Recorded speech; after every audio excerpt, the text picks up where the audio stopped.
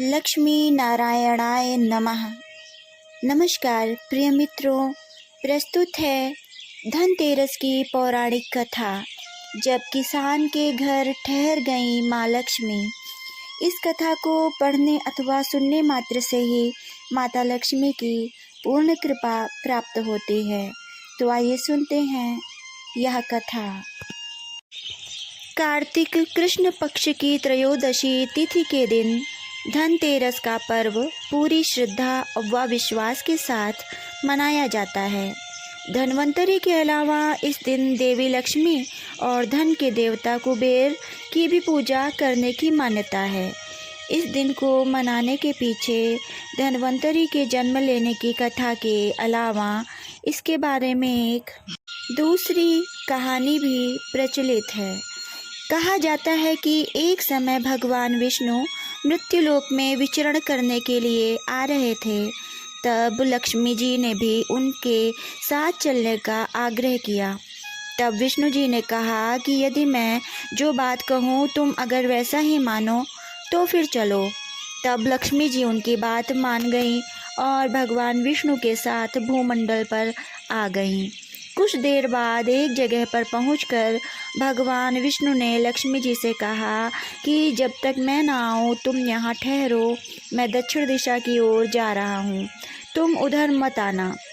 विष्णु जी के जाने पर लक्ष्मी जी के मन में कौतूहल जागा कि आखिर दक्षिण दिशा में ऐसा क्या रहस्य है जो मुझे मना किया गया है, और वे भगवान मुझे छोड़कर स्वयं चले गए।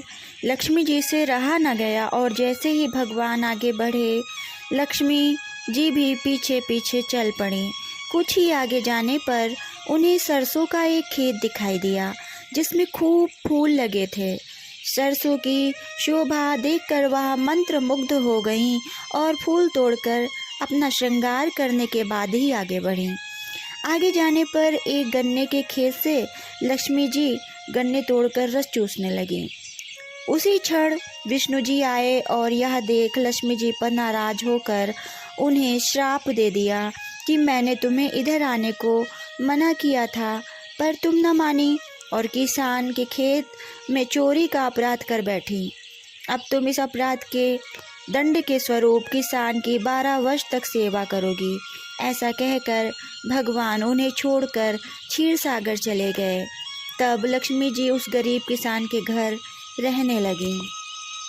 एक दिन लक्ष्मी जी ने उस किसान की पत्नी से कहा कि तुम स्नान कर पहले मेरी बनाई गई इस देवी लक्ष्मी का पूजन करो, फिर रसोई बनाना, तब तुम जो मांगोगी मिलेगा। किसान की पत्नी ने ऐसा ही किया।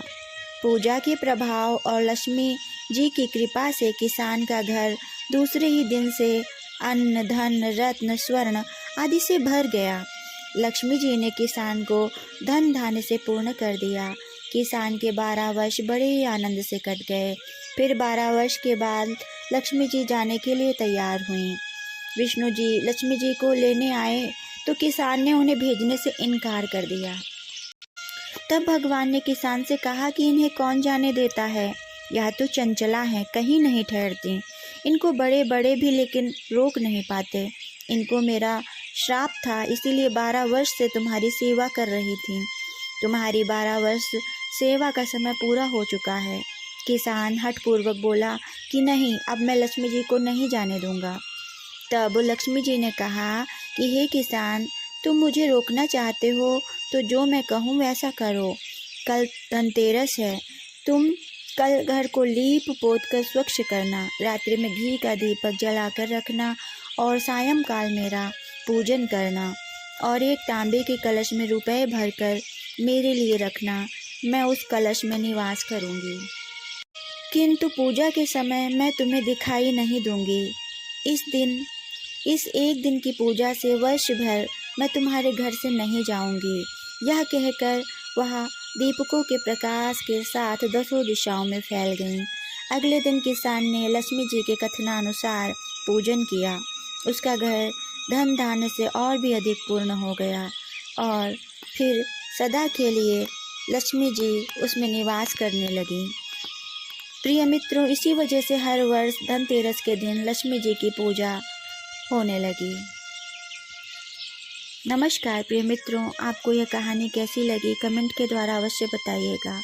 और अगर आपको ये कहानी पसंद आए तो इसे लाइक और चैनल को सब्सक्राइब करना ना भूलें। धन्यवाद।